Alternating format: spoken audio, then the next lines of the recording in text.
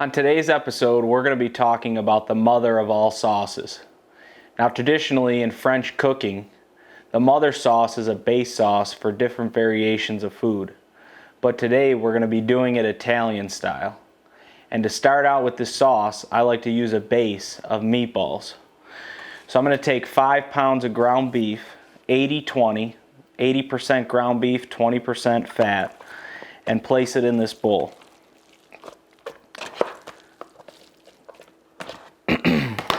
You can get the ground beef from any market or any meat butcher. I'm sure they have the 80-20 prepared for you.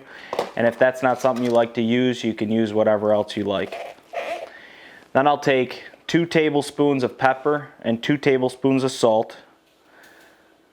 Sprinkle it around the bowl. 2 tablespoons of basil. 2 tablespoons of oregano. 5 tablespoons of parsley, 1 cup of Romano cheese, 2 eggs, whole,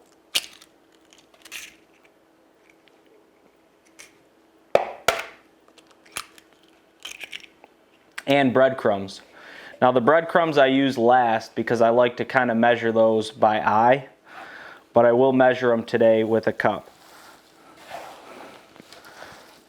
So what you want to do is get the mixture nice and blended so that all those flavors are combined into each and every meatball bite. This is something very simple that you can do in your own kitchen at home, and it costs a lot less than going out for a family of 5 at dinner. Once the mixture is kind of mixed, that's when I take the breadcrumbs and pour them in. Now breadcrumbs work as a binder, so the more breadcrumbs you put in, the flakier meatball you'll have. The less you put in, the more dense and hard meatball you'll have, and it'll be just pure meat. I like to use a already seasoned breadcrumb. This is a panko breadcrumb. That's about a cup. And I'll mix that in and see how it looks for my own eye. Some people like a denser meatball. Some people like a meatball that kind of falls apart in the sauce and also holds together on a plate.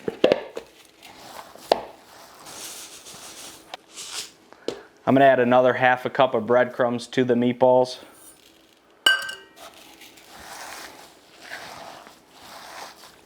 Once the mixture's mixed, then you start rolling your meatballs.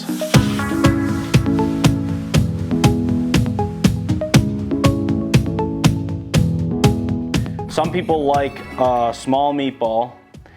That kind of reminds me of a frozen meatball. Traditionally in my family, we like to make a larger meatball. So we just palm it in our hand, get a good eye for it. That might be a little big, and the next one will shrink down a little more. 5 pounds of meat should get you roughly about 40 to maybe 50 meatballs, depending on the size that you like for your sauce.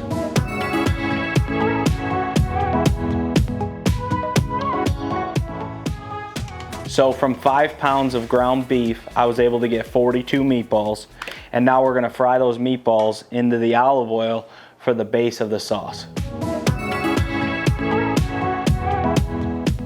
Once both sides of the meatballs are browned, just pull them from the pan, but be sure to leave all the liquid in the pan because that's the flavor that's gonna go with the entire sauce.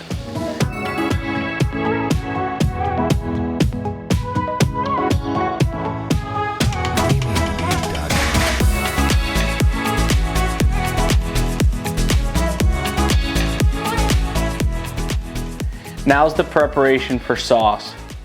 When making the sauce, you want to leave the oils from the meatballs that you made prior.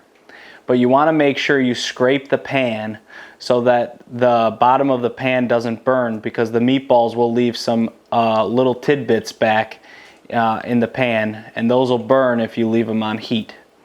Next thing you want to do is add garlic. Garlic into the pan, and just whisk that around into the oil so that it sweats and that flavor starts to come out. After the garlic's been in there for about a minute or two, you want to add tomato paste. I like to use Cantatina, which is out of California. I think this is the best and closest tomato sauce to natural tomatoes. But when I'm using canned sauce instead of whole tomatoes, this is the brand I like to use. You put 2 cans of tomato paste into the pot, and you let that cook into the oil. It cooks with the garlic as well. Then you whisk it into the oil and you blend the oil and the paste together so it becomes a thinner sauce.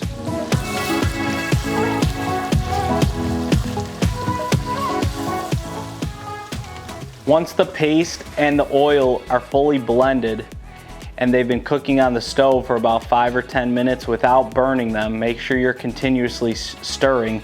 You want to add the rest of your sauce. I use a can of puree, a can of sauce, and another can of puree. At this point, I blend the rest of the sauce together, and I make sure everything is blended well and emulsified.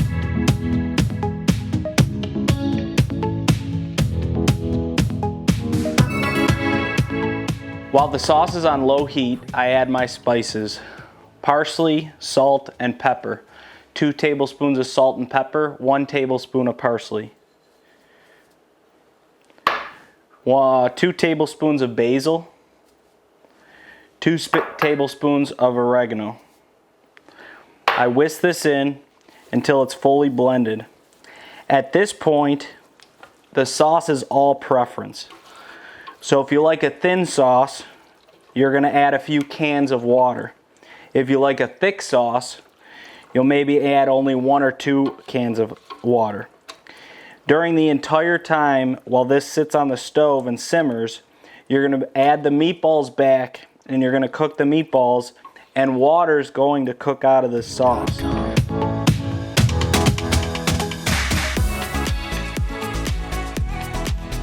Now the last thing to finish this sauce off is to let it simmer for about an hour at medium heat.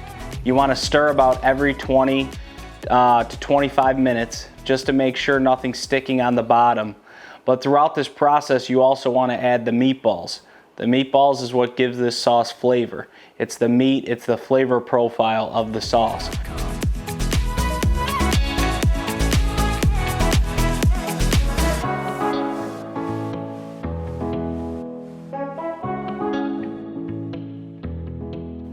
For me personally, to enjoy meatballs and sauce, I like a little cheese over top, so I like to use a little pecorino romano.